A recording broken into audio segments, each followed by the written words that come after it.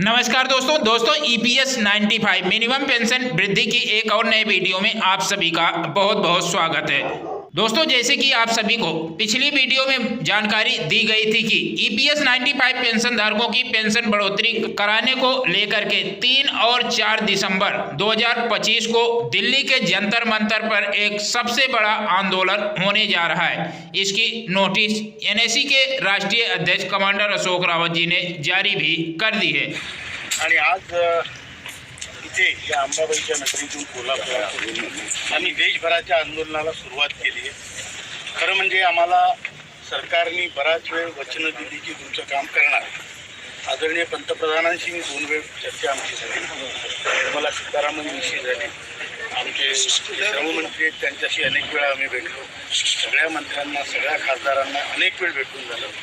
आपल्या कोल्हापूरचे खासदार श्रीमंत छत्रपती शाहू महाराजांचा आम्हाला भरपूर मदत आहे, इथे जाहीरपणे त्यांचे आभारही मानतो। आणि तसंच त्याचप्रमाणे आपल्या माने साहेबांचा, त्याचं धैर्यशील माने साहेबांचं पण आम्हाला बरंच पाठिंबा आहे, सपोर्ट आहे, सर्व पक्षीय लोकांचा आहे। पण आमचं काम झालं नाही। आता आम्हाला लिखित आश्वासन मिळालं की मी तुमचं काम लवकर करतो।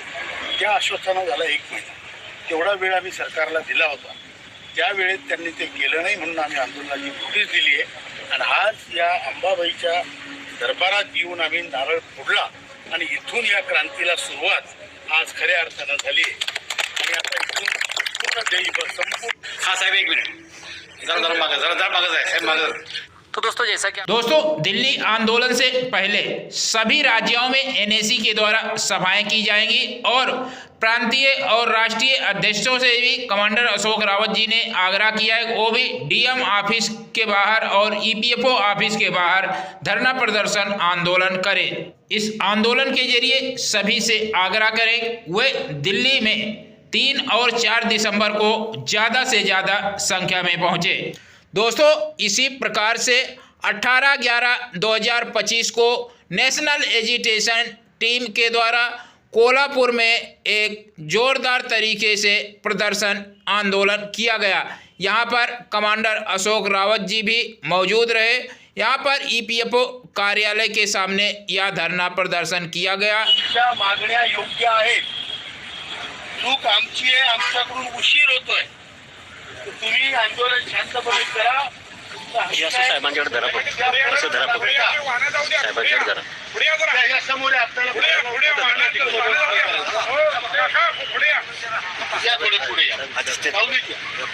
आणि त्यांनी त्या दिवशीच्या आंदोलनानंतर दुसऱ्या दिवशी आपल्याला बोलावलं।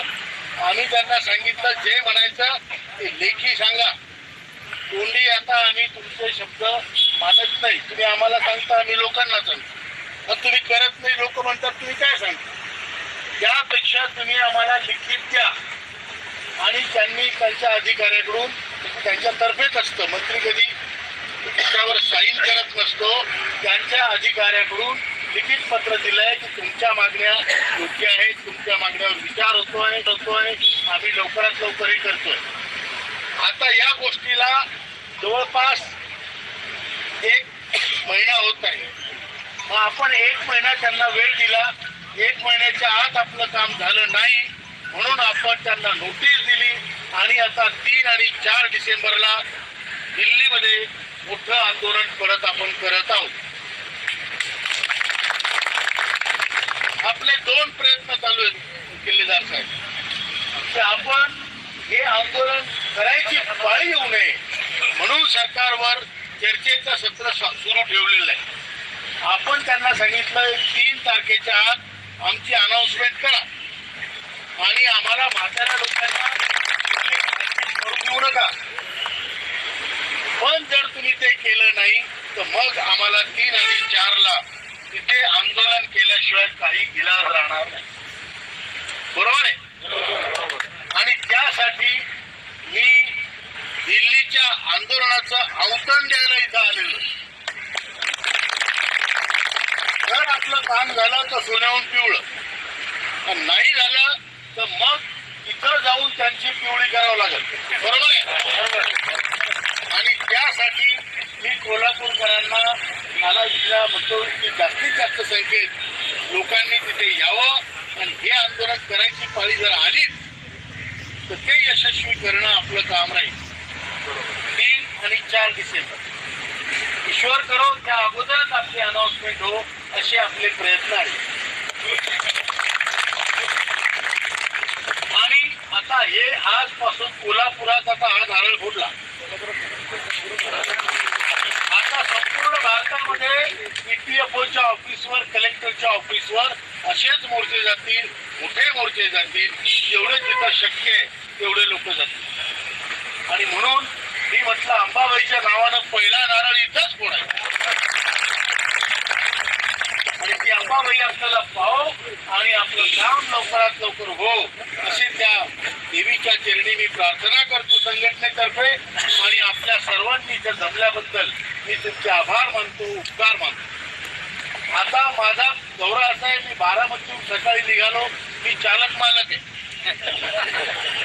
गाडी चालते, गाडीचा मी चालक मालक आणि माझी मालकी कारभारी असे आम्ही सोबत इथं आलो. आता इथून ही मीटिंग मला 12 वाजता सोडावंच लागणार आहे. म्हणजे मी 4 वाजता हुबळीला पोहोचीन. हुबळीमध्येही असाच मोठा मेळावा आहे. त्याच्यानंतर दुसरा मेळावा उद्याचा परवा कारवारला आहे. त्याच्यानंतर बिजापूरला आहे. मी हे पूर्ण चक्कर मारून सगळे मेळावे करून चाललोय. बाकी नेत्यांना बाकी कामं दिलेली. मी म्हटलं सोबत कोण घेऊन जायचं तर आपल्यावर अंकुश ठेवणारा कोण तर आपली बायको, म्हणून तिला सोबत घेऊन मी निघालो. त्याच्यामुळं मी इथे जास्त वेळ थांबू शकणार नाही. याच्यासाठी मला माफ करा. माझा नंबर तुमच्याकडे आहे. काही असलं तर माझ्यावरशी कधीही बोलू शकता. फोन नाही उचलला तुम्हाला मेसेज टाक. अशोक राऊत साहेब आगे बढो बोलतो आणि आपण नारे देऊ.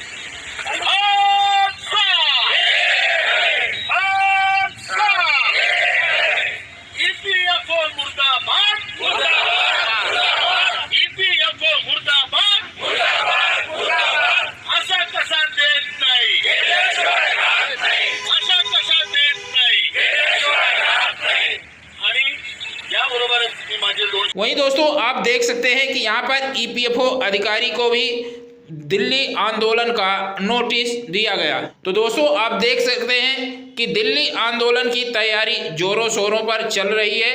बड़े बड़े आंदोलन किए जा रहे हैं, सभाएं की जा रही हैं, जिससे कि 3 और 4 दिसंबर को ज़्यादा से ज़्यादा संख्या में EPS 95 के पेंशनर पहुंचे और पेंशनरों की जीत निश्चित हो। दोस्तों ये वृद्ध पेंशनर कई सालों से अपनी पेंशन बढ़ोतरी की मांग उठा रहे हैं, लेकिन सरकार है कि बार बार झूठे वादे करती है।